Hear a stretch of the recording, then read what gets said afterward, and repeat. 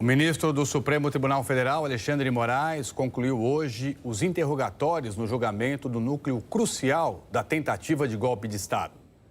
O ex-presidente Jair Bolsonaro e outros 5 réus foram ouvidos em ordem alfabética, começando pelo ex-comandante da Marinha, Almirante Almir Garnier. Foi a primeira vez que o almirante Almir Garnier falou sobre as acusações da PGR. Ele permaneceu em silêncio no depoimento à Polícia Federal. O ministro Alexandre de Moraes começou perguntando sobre uma reunião no dia 7 de dezembro de 2022, no Palácio da Alvorada. No encontro, segundo a denúncia, foi apresentada a chamada minuta do golpe aos comandantes das Forças Armadas. O documento previa medidas contra a ordem democrática para reverter o resultado das eleições, como a instalação de um estado de sítio e a prisão de autoridades. Almir Garnier confirmou que na reunião se falou em medidas de garantia da lei e da ordem, por causa da preocupação, segundo ele, com a segurança pública, devido aos acampamentos em frente a quartéis do Exército. Mas o almirante descartou qualquer documento ou mesmo discussão sobre uma minuta golpista. Havia vários assuntos, dentre os quais o principal era a preocupação que o presidente tinha, e também era nossa, das inúmeras pessoas que estavam, digamos assim, insatisfeitas e se posicionavam no Brasil todo, normalmente em frente aos quartéis do Exército, e aquilo poderia trazer alguma dificuldade para a segurança pública. E houve uma apresentação de alguns tópicos de considerações que poderiam levar a, talvez, não foi decidido isso naquele dia, a decretação de uma GLO ou de necessidades adicionais, principalmente visando a segurança pública. Foi apresentada uma minuta. Eu vi uma apresentação na tela de um computador. Eu não recebi. Quando o senhor fala minuta, eu penso em papel, em um documento que lhe é entregue. Moraes perguntou então sobre o depoimento do ex-comandante do Exército, general Freire Gomes, à Polícia Federal, a respeito da acusação mais grave que pesa contra o almirante. A de que ele teria, nessa reunião, colocado tropas à disposição de um eventual golpe de Estado. O ex-comandante da Marinha negou. Não houve deliberações, nem o presidente não abriu a palavra para nós. A única que eu percebi que me era tangível e importante era a preocupação com a segurança pública, para a qual a GLO é um instrumento adequado dentro de certos parâmetros, que o senhor bem sabe. Então, eu, como é normal na minha atitude, eu me atenho às minhas funções e às minhas responsabilidades. Eu era o comandante da Marinha, eu não era assessor político do presidente. E eu me ative ao meu papel institucional. Depois, o relator confrontou Almir Garnier com um depoimento à PF do ex-comandante da Aeronáutica, o tenente brigadeiro Batista Júnior. Batista Júnior disse que em 14 de dezembro de 2022, o então ministro da Defesa, general Paulo Sérgio Nogueira, entregou um envelope com a minuta do golpe aos 3 comandantes das forças. Ao entender que o documento previa evitar a posse de Lula, Batista Júnior disse que não admitiria sequer receber o documento e que se levantou e foi embora. Garnier contou outra versão. Eu fiquei com a impressão de que eu tinha chegado um pouquinho depois dos outros 2 colegas. Estavam os 3 sentados, essa é a minha lembrança. Quando eu entrei, eu já percebi que tinha havido algum tipo de desentendimento ou de alguma discussão anterior tinha acontecido e a reunião foi encerrada, mas eu não me lembro. Eu não vi documento, não foi apresentado documento, eu não vi o general, eu não vi o brigadeiro Batista Júnior dizer isso. Acho até que isso não se coaduna com a atitude de um comandante de força. Na sequência, o ministro Luiz Fux voltou a questionar Garnier sobre a acusação de ter colocado as tropas da Marinha à disposição do golpe para manter Bolsonaro no poder. Em que contexto, em que reunião, eventualmente, que participou o senhor teria dito que colocava as suas tropas à disposição?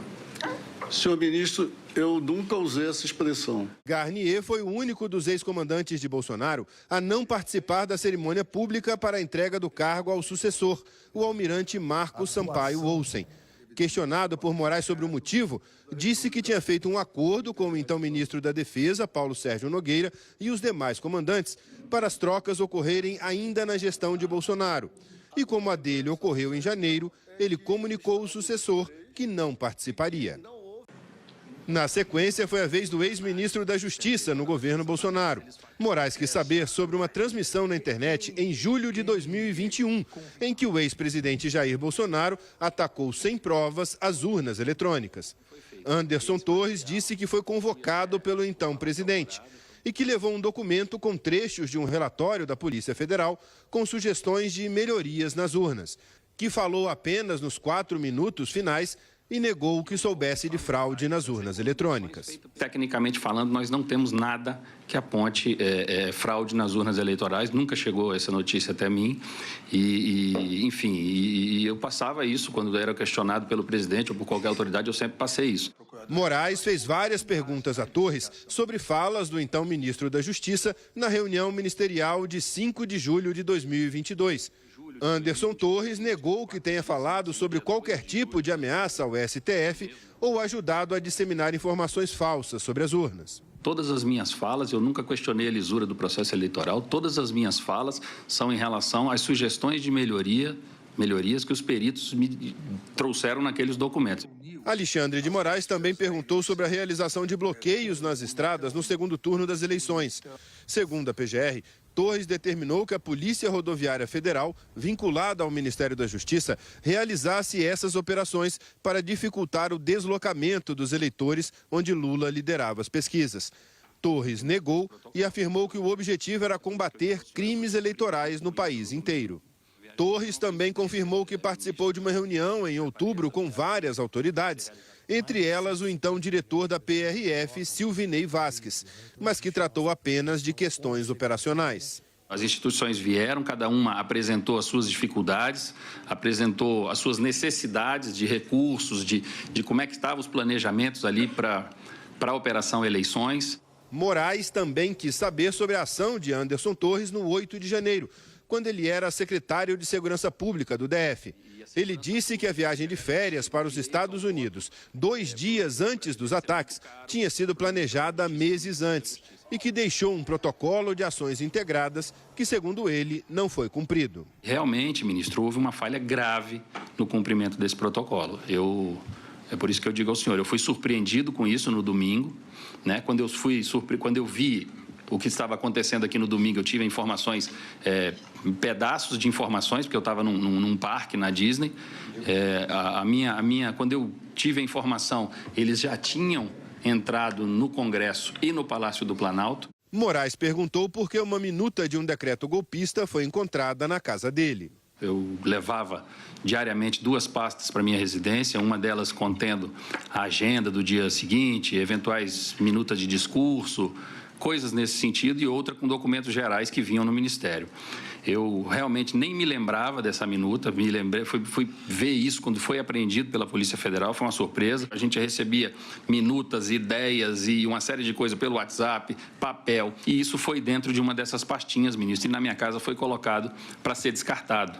Eu nunca tratei isso com o presidente da República, eu nunca tratei isso com ninguém. Logo no começo do interrogatório de Augusto Heleno, o advogado do ex-ministro-chefe do Gabinete de Segurança Institucional disse que o general só responderia a perguntas da própria defesa. O ministro Alexandre de Moraes então leu todas as perguntas que faria Heleno. Em seguida, o advogado começou a fazer as perguntas. Uma delas foi sobre o vídeo da reunião no Planalto em julho, em que o ex-ministro disse que era preciso virar a mesa antes das eleições, porque depois seria muito difícil. Então, quando o senhor fala virada de mesa e soco na mesa, o senhor está querendo dizer em sentido literal ou no sentido figurado? Não, sentido figurado, lógico. O ex-ministro disse que não politizou o Gabinete de Segurança Institucional ou se envolveu com algo ilegal. E negou que tenha usado a ABIN para infiltrar agentes nas campanhas eleitorais ou para produzir informações falsas. Como em outros momentos do interrogatório, ele foi interrompido pelo próprio advogado para se ater às respostas. O senhor, porventura, coordenou alguma ação da ABIN ou orientou a ABIN para que a agência produzisse relatórios e documentos com informações falsas sobre a eleição de 2022? De maneira nenhuma, não havia clima. Não, mas, general, a pergunta é só sim ou não. Desculpa. O senhor coordenou ações da ABIN, orientando para que a agência produzisse relatórios e documentos com informações falsas sobre a eleição? Não fui eu, general Heleno.